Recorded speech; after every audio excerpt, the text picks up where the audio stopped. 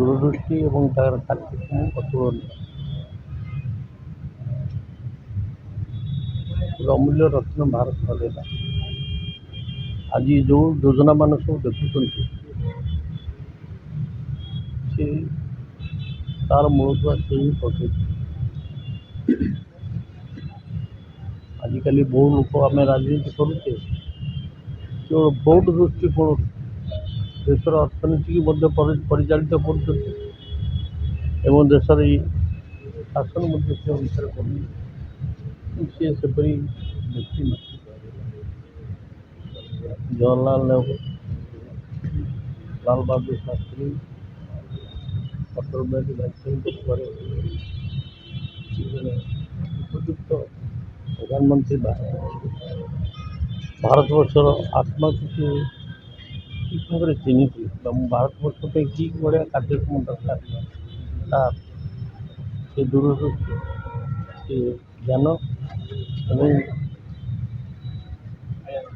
ଭାରତବର୍ଷ ପାଇଁ କ'ଣ କରିବା ଦରକାର ସେ ଠିକ୍ ଭାବରେ ଜାଣିଥିଲେ ଏବଂ କରୁଥିଲେ। ଆଜି ଆମ ପାଇଁ ଅପୂର୍ଣ୍ଣୀୟ ସ୍ଥିତି ହେଲା କେବେ ପୂରଣ ହେବ ଭଗବାନ ହିଁ ଜାଣନ୍ତି। ସାରଙ୍କ ସହିତ ଆପଣଙ୍କର ସ୍ମୃତି କ'ଣ ଅଛି? ସ୍ମୃତି କହିଲି ପରା ଯେ ପ୍ଲାନିଂ କମିଶନ ଥିଲେ ସେଦିନ ମୁଁ ତାଙ୍କୁ ମନ୍ତ୍ରୀ ଥିଲାବେଳେ ପ୍ଲାନିଂ କମିଶନ ସହିତ ଆଲୋଚନା କରିବାକୁ ପଡ଼େ। ସେତେବେଳେ ଦେଖା ହେଇଥିଲା, ଅର୍ଥମନ୍ତ୍ରୀ ବେଳେ ଦେଖା ହେଇଥିଲା, ପ୍ରଧାନମନ୍ତ୍ରୀ ବେଳେ ବି ଦେଖା, ପ୍ରଧାନମନ୍ତ୍ରୀ ନଥିଲା ବେଳେ ମଧ୍ୟ ଦେଖା ହେଇଥିଲା। ଖୁବ୍ କମ୍ କଥା କହନ୍ତି କିନ୍ତୁ ମଞ୍ଜି କଥା କହନ୍ତି।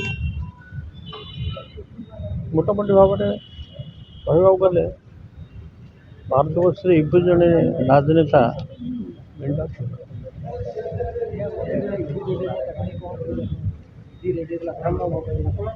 ଆପଣ ଇଡି ବାଲା ମୋ ସହିତ ଦେଖା କରିନାହାନ୍ତି, କଥାବାର୍ତ୍ତା କରିନାହାନ୍ତି କି କୌଣସି ଗୁରୁତ୍ୱପୂର୍ଣ୍ଣ ଦସ୍ତାବିଜ ମୋଠୁ ନେଇନାହାନ୍ତି। ମୁଁ କ'ଣ ଏଠି କଥା କହିବି? ଆପଣ ବରଂ ଇଡି ବାଲାକୁ ପଚାରନ୍ତୁ ଠିକ୍ ଭାବରେ। ଆପଣଙ୍କୁ ଗୋଟେ ଟାର୍ଗେଟ୍ କରାଯାଉଛି କି ଆପଣମାନେ କଂଗ୍ରେସର ବରିଷ୍ଠ ନେତା ବର୍ତ୍ତମାନ ଯେତେବେଳେ ରାହୁଲ ଗାନ୍ଧୀ ସଂସଦରେ ସ୍ୱର ଉଠାଉଛନ୍ତି ଭାରତର ସ୍ୱର, ପ୍ରଧାନମନ୍ତ୍ରୀ ଭୟଭୀତ ହୋଇ ଓଡ଼ିଶାରେ କଂଗ୍ରେସର ସ୍ୱରକୁ ଚାପିବା ପାଇଁ ନରେନ୍ଦ୍ର ପଟ୍ଟନାୟକଙ୍କ ମହାରଥୀଙ୍କ ଘରେ ମୁଁ ସେ ବିଷୟରେ କେମିତି ଉତ୍ତର ଦେବି? ଯେହେତୁ ମୋତେ କିଛି ପଚାରିନାହାନ୍ତି, ମୋଠୁ କିଛି କାଗଜ ନେଇନାହାନ୍ତି, ମୁଁ ସେ ବିଷୟରେ କେମିତି କହିବି? ତେବେ ଆପଣମାନେ ଇଡି ପଚାରୁନାହାନ୍ତି ଯାଇଥିଲେ ନିରଞ୍ଜନ ପଟ୍ଟନାୟକ ବାବୁ କ'ଣ ପାଇଲେ, କ'ଣ କଲେ, ଇଡିକି ପଚାରିଲେ ଭଲ ସ୍ପଷ୍ଟ ଉତ୍ତର, ସତ୍ୟ ଉତ୍ତର ପାଇବେ। ମୋତେ ତ ସେ କିଛି ପଚାରିନାହାନ୍ତି କି ମୋତେ ମୋର କିଛି ଶାସକ ଦଳର ଚାଲୁଥିଲା। ଆରେ ଭାଇ ମୋତେ ଯେତେବେଳେ କିଛି ପଚାରିନାହାନ୍ତି ମୁଁ କେମିତି କହିବି? ବରଂ ଇଡିକି ଆପଣମାନେ ପଚାରନ୍ତୁ, ଇଡିକି ପଚାରି ଇଡି ପାଖକୁ ଯାଆନ୍ତିନି, ତାଙ୍କୁ ଯାଇକି ପଚାରନ୍ତୁ ଆପଣ ନିରଞ୍ଜନ ପଟ୍ଟନାୟକ ଘର କ'ଣ ପାଇଲେ ମୁଁ ପଚାରନ୍ତୁ, ମୋତେ କିନ୍ତୁ ସେ ପଚାରିନାହାନ୍ତି। ମୁଁ ଯେଉଁ ଷ୍ଟୋରରେ ରୁହେ ସେଠି ସର୍ଚ୍ଚ କରିନାହାନ୍ତି।